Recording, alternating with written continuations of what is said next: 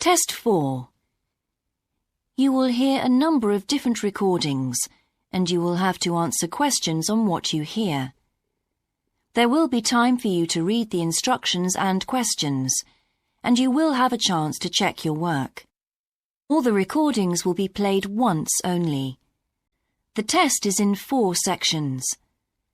At the end of the test, you will be given 10 minutes to transfer your answers to an answer sheet. Now turn to Section 1.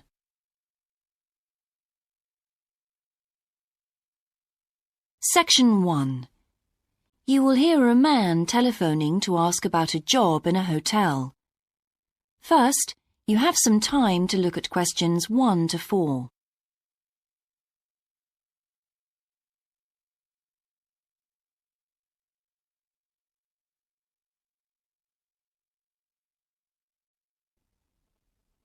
Now we shall begin. You should answer the questions as you listen, because you will not hear the recording a second time. Listen carefully and answer questions 1 to 4. Hello, West Bay Hotel. Can I help you? Oh, good morning. I'm ringing about your advertisement in the Evening Gazette. Is that the one for temporary staff? That's right. Yes, I'm afraid the person who's dealing with that isn't in today, but I can give you the main details if you like. Yes, please. Could you tell me what kind of staff you're looking for? We're looking for waiters at the moment. There was one post for a cook, but that's already been taken. Oh, right.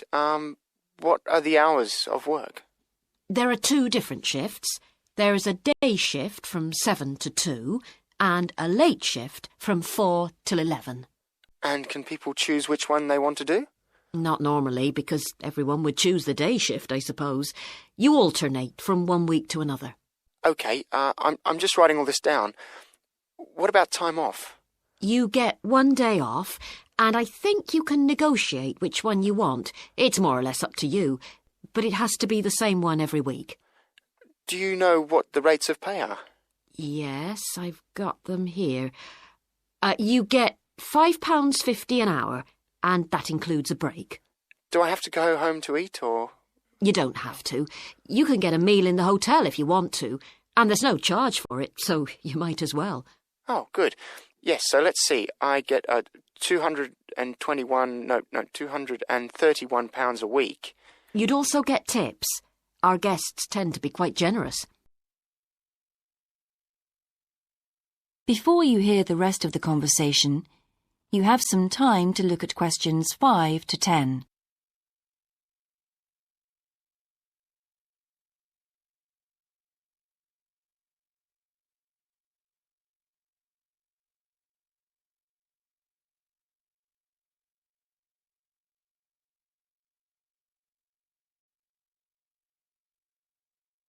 Now listen and answer questions 5 to 10.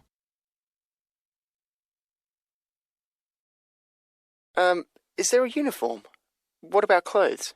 Yes, I forgot to mention that. You need to wear a white shirt, just a plain one, and dark trousers.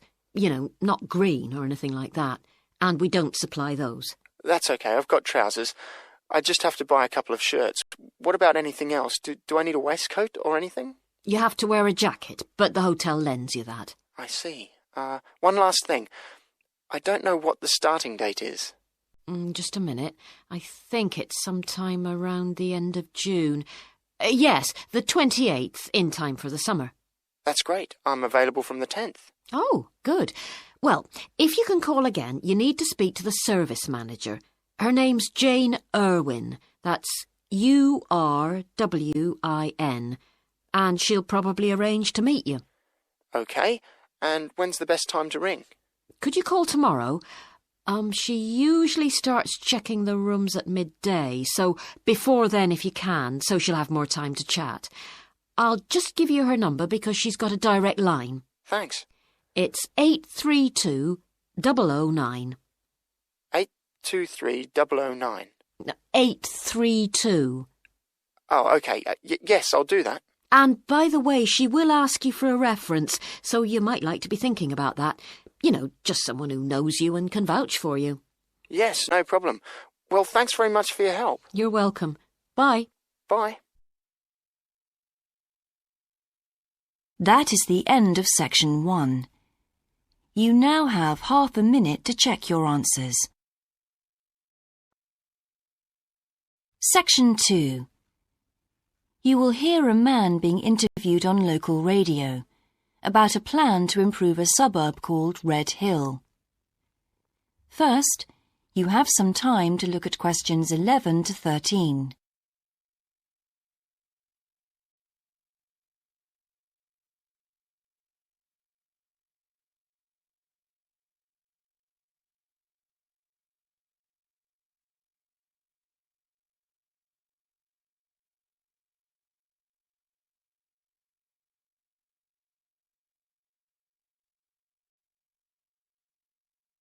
Now listen carefully and answer questions 11 to 13.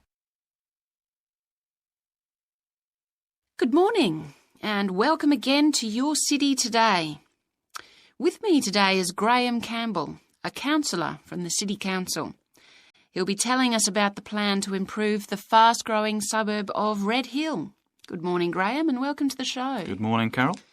Now, Graham, I understand that there has been a lot of community consultation for the new plan. Yes, we've tried to address some of the concerns that local groups told us about.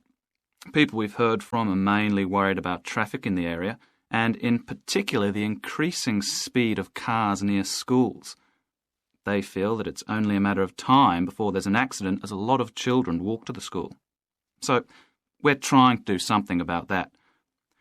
Another area of concern is the overhead power lines. These are very old and a lot of people we spoke to asked if something could be done about them. Well, I'm happy to report that the power company have agreed to move the power lines underground at a cost of $800,000. I think that will really improve the look of the area as well as being safer. That's good to know. But will that mean an increase in rates for the local businesses in that area?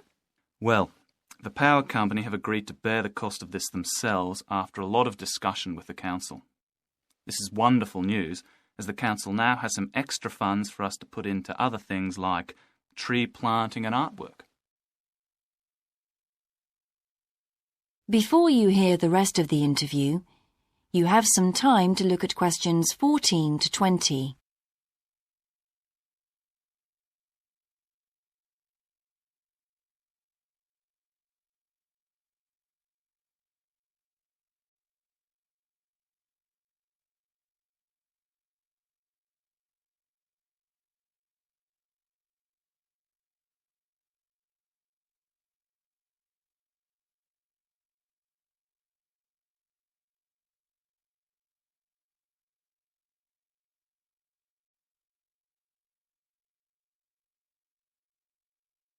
Now listen and answer questions 14 to 20. Now, we've also put together a map which we've sent out to all the residents in the area. And on the map we've marked the proposed changes. Firstly, we'll plant mature pine trees to provide shelter and shade just to the right of the supermarket in Days Road.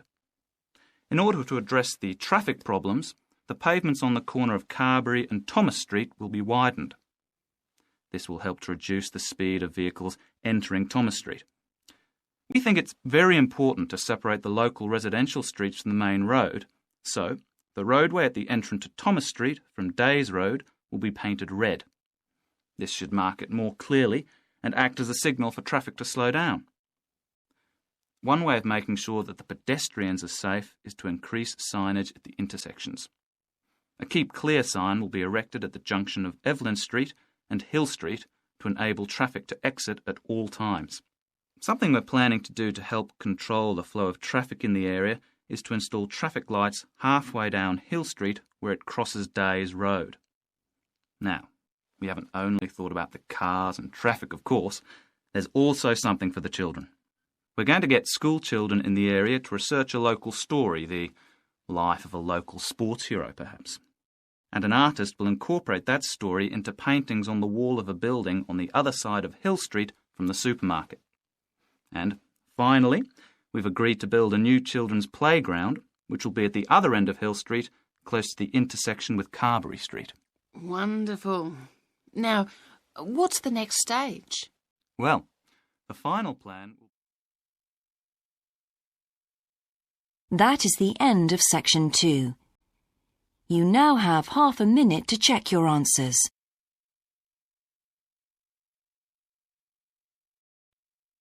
Section 3. You will hear two students called Dan and Jeannie discussing their studies at university. First, you have some time to look at questions 21 to 26.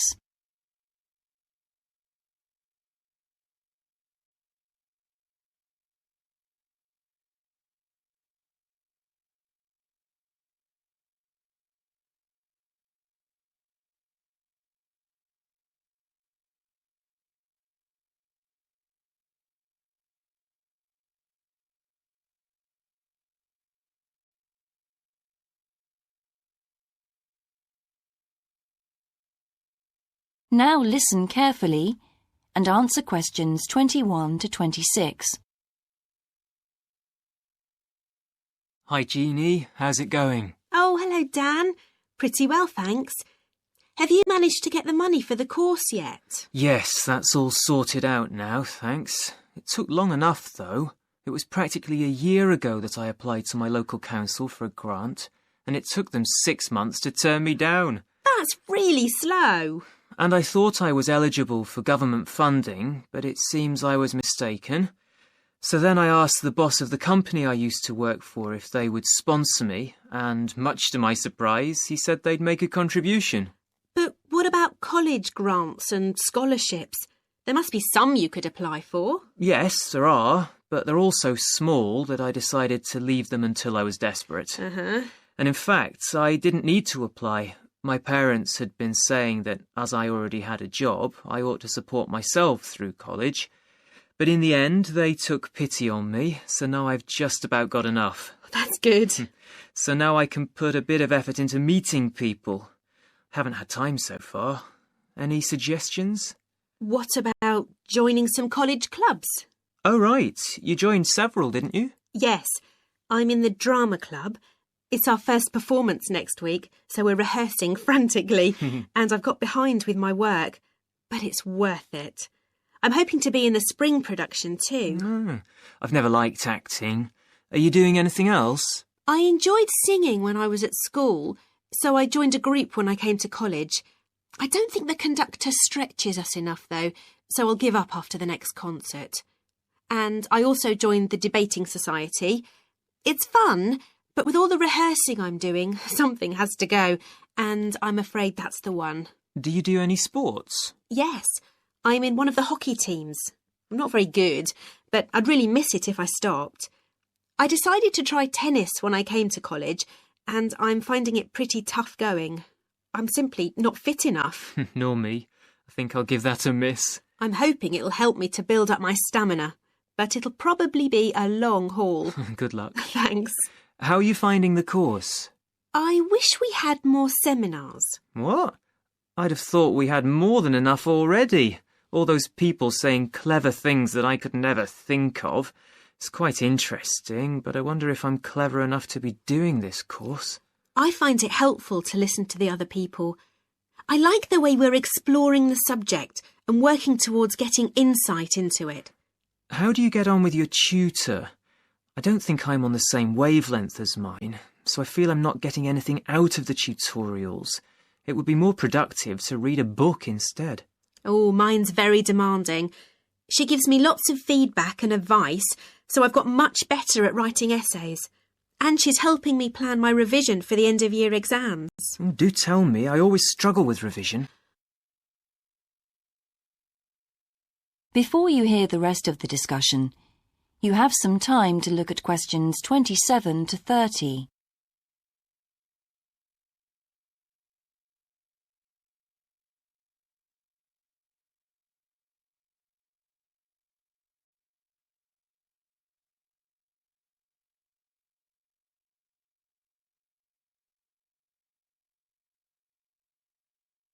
Now listen and answer questions 27 to 30. Well, the first thing is to find out exactly what's required in the exams. Would it help to get hold of some past papers? Yes, they'll help to make it clear. Right, I'll do that. Then what? Then you can sort out your revision priorities based on what's most likely to come up. I put these on a card and read them through regularly. Uh-huh. But that isn't enough in itself. You also need a timetable to see how you can fit everything in the time available. Then keep it in front of you while you're studying. I've done that before, but it hasn't helped me. Maybe you need to do something different every day. So if you break down your revision into small tasks and allocate them to specific days, there's more incentive to tackle them. With big topics, you're more likely to put off starting. Good idea. And as I revise each topic, I write a single paragraph about it. Then later I can read it through quickly, and it helps fix things in my mind. Oh, that's brilliant. I also write answers to questions for the exam practice. It's hard to make myself do it, though. Well, I'll try. Thanks a lot, Jeannie. That's a great help. No problem. See you around. Bye. That is the end of section 3. You now have half a minute to check your answers.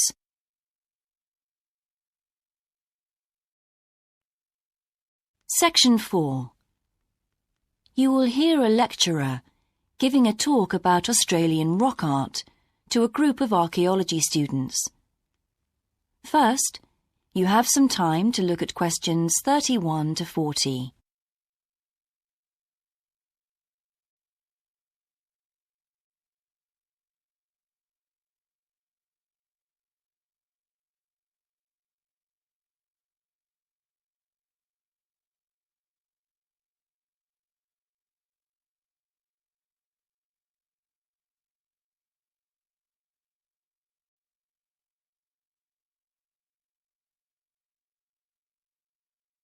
Now listen carefully and answer questions 31 to 40.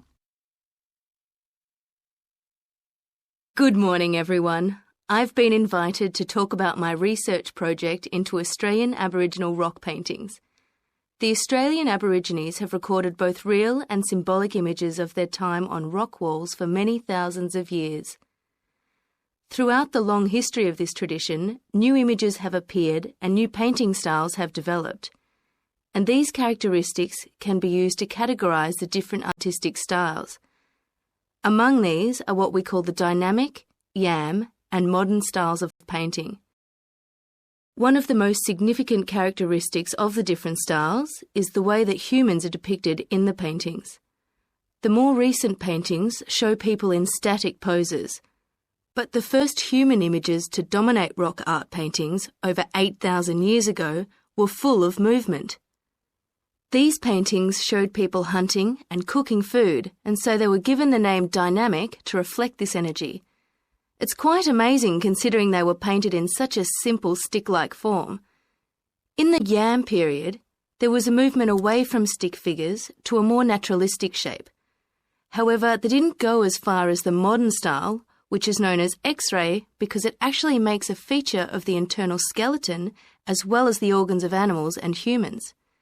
The yam style of painting got its name from the fact that it featured much curvier figures that actually resemble the vegetable called a yam, which is similar to a sweet potato. The modern paintings are interesting because they include paintings at the time of the first contact with European settlers. Aborigines managed to convey the idea of the settlers' clothing by simply painting the Europeans without any hands, indicating the habit of standing with their hands in their pockets. Size is another characteristic. The more recent images tend to be life-size or even larger, but the dynamic figures are painted in miniature. Aboriginal rock art also records the environmental changes that occurred over thousands of years. For example, we know from the dynamic paintings that over 8,000 years ago, Aborigines would have rarely eaten fish, and sea levels were much lower at this time.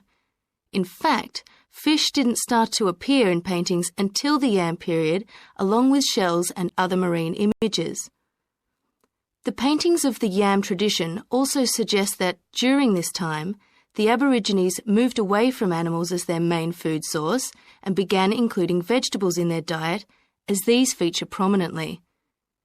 Freshwater creatures didn't appear in the paintings until the modern period from 4,000 years ago.